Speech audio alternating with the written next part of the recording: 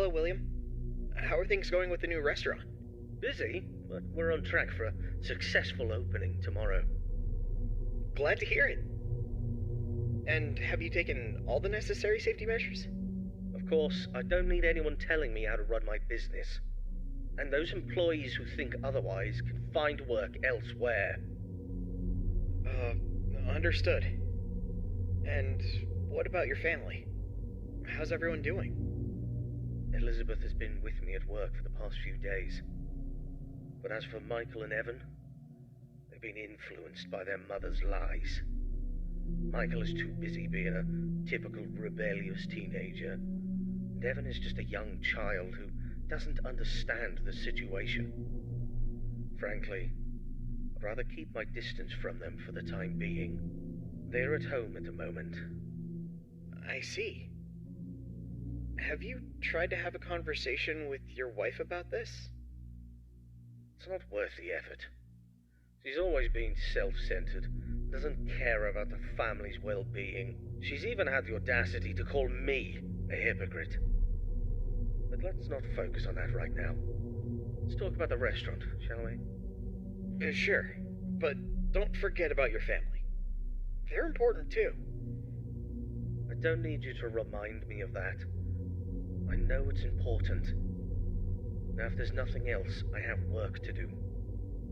Actually, I just wanted to say that I worry about you. I hope the restaurant's success will make you happy. Thank you for your concern. I appreciate it, but I have no time for your pity. I'll talk to you soon.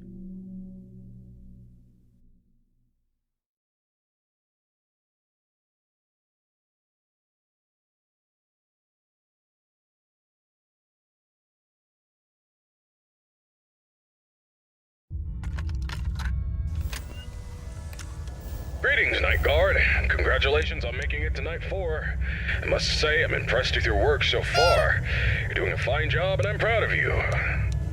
My neck. Feels like it's been bitten in half and twisted like a pretzel. I slept like a rock last night, but I woke up feeling like I got hit by a truck. I had this weird dream where I was half robot, half human, and let me tell you, it wasn't pretty. My legs were replaced with rusty old scrap metal, and I was clunking around like some kind of junkyard Frankenstein. Can you imagine me like that? Talk about a nightmare. Anyway, enough about my weird dreams. Now, I must confess, I forgot to mention something earlier. We have some new robot prototypes in the building that we just introduced yesterday. My apologies for not mentioning this earlier, but you handled the situation like a pro, and no damage was done. Kudos to you. Now, those robots are brand spanking new. They haven't even had their first oil change yet. They require some more work before they're ready for prime time. And to be honest, they're giving me the heebie-jeebies, especially that new bunny one. But, on the bright side, that bunny's new hide-and-seek function is going to be a hit with the kids. Just make sure it doesn't start seeking you out, too. But I'm confident you'll handle it. You seem like a tough cookie. Alright, so stick to the standard procedures and keep those robots out. Oh, by the way, I'm glad you participated in this morning's voice recording session for the tapes. You sounded fantastic. Who knows, maybe I'll need you again for any updates. Now, hold on a moment, I'm being interrupted. What's up, Karen? There's this document that just arrived. What? It's better for you to look at it. A notice document about the closure of all our restaurants due to investigations regarding one of the founders being convicted of a crime. Yes. Including Fredbear's family. Yes. That's outrageous! Alright, I understand. Now, please return to whatever you are doing. Thanks for bringing the note, Karen. Karen. She's always trying to bring down the company. But let me assure you, we have nothing to hide and nothing to fear. Fazbear Entertainment is as clean as a whistle, and that founder is as innocent as a newborn baby. Trust me on this one, kid. I apologize for that interruption. It is unpleasant news, but don't let it get you down. The closure of the restaurants won't mess with your work schedule, so you're good to go. Keep doing what you're doing, and you'll be just fine. Oh yeah, one more thing. If you keep hearing strange noises or distorted voices, it's probably just our new Fredbear roaming around. You know how these things go, always causing trouble. We're working on fixing its music box, which is also supposed to make them talk, but in the meantime, just remember to keep that door shut if it gets too close to your office. Alrighty then, keep up the good work, and I'll get you on the flip side.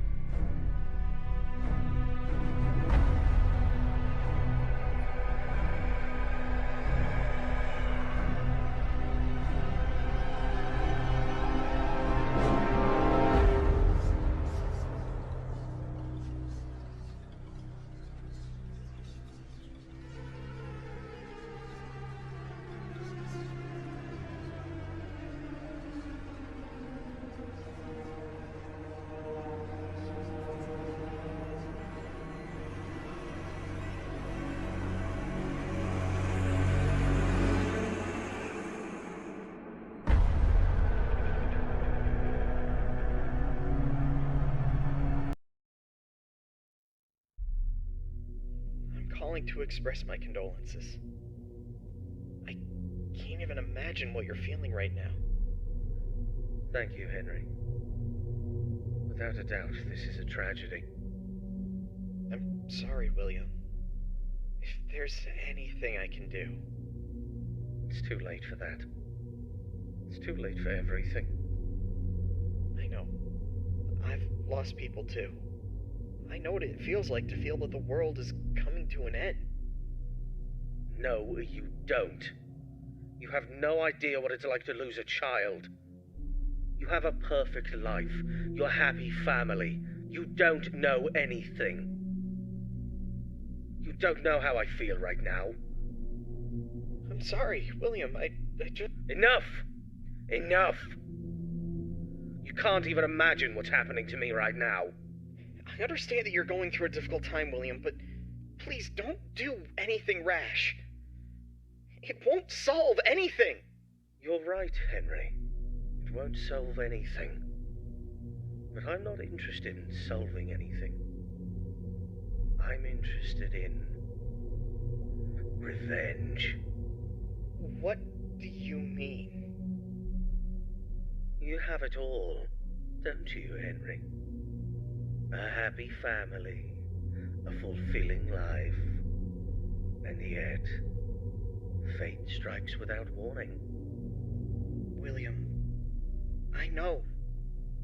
I'm truly sorry about what happened. Is there anything I can do to help? No, there's nothing you or anyone can do. But there are things that must be done. What things, William? That's not for you to worry about, Henry. Just remember this. Every action has a consequence, and some consequences are more dire than others.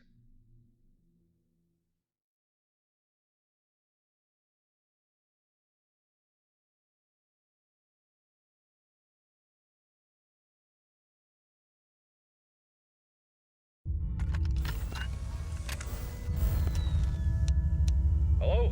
Hey, good job, Night 5. Hey, keep a close eye on things tonight, okay? I just finished checking the CCTV camera footage and everything seems to be in order.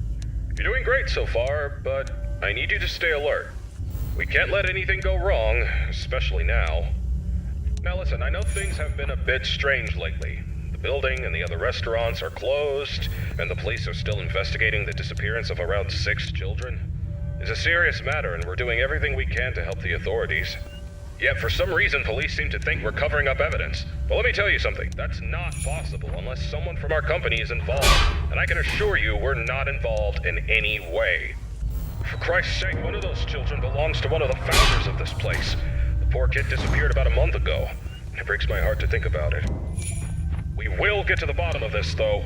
Whoever's behind these incidents will pay if something bad happened to those kids, and for the damage they've done to our company's reputation. You can count on that. In the meantime, keep up the good work. Check on those animatronics and let's finish this week strong. And when this is all over, mark my words, we'll take this company to new heights. We'll have entire malls dedicated to our lovable characters. The future's looking bright, my friend. Anyway, I gotta run to the cinema to catch Electric Eel 2, The Slithering. Love the first one, you know. Alright, good luck tonight, and I'll see you bright and early tomorrow.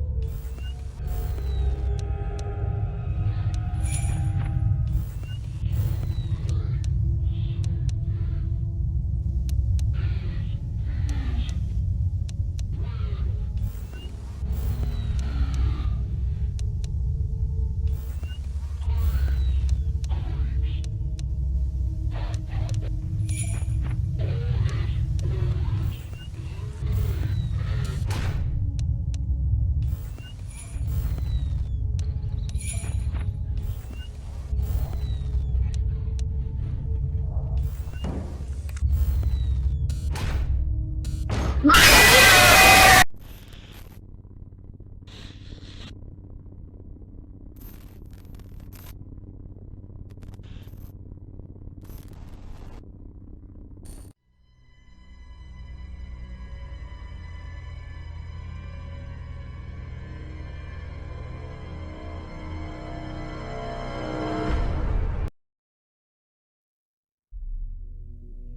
calling to express my condolences.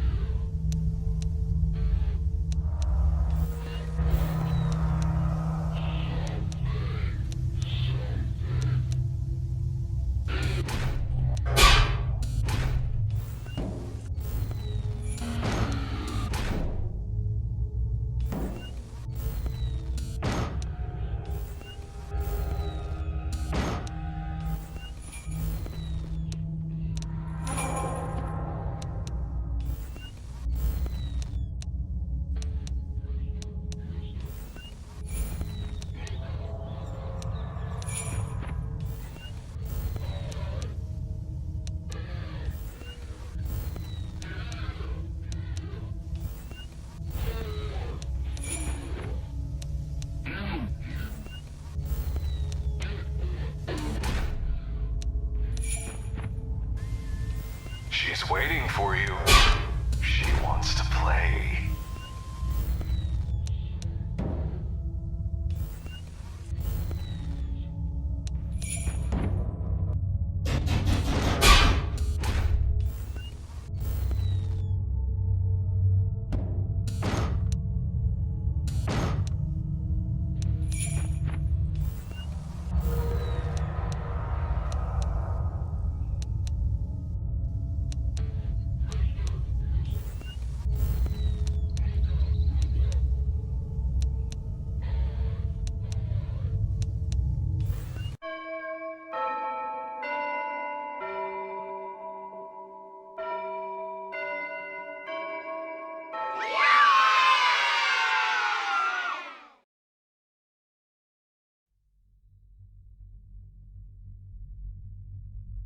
It has been many years since the incident that changed everything.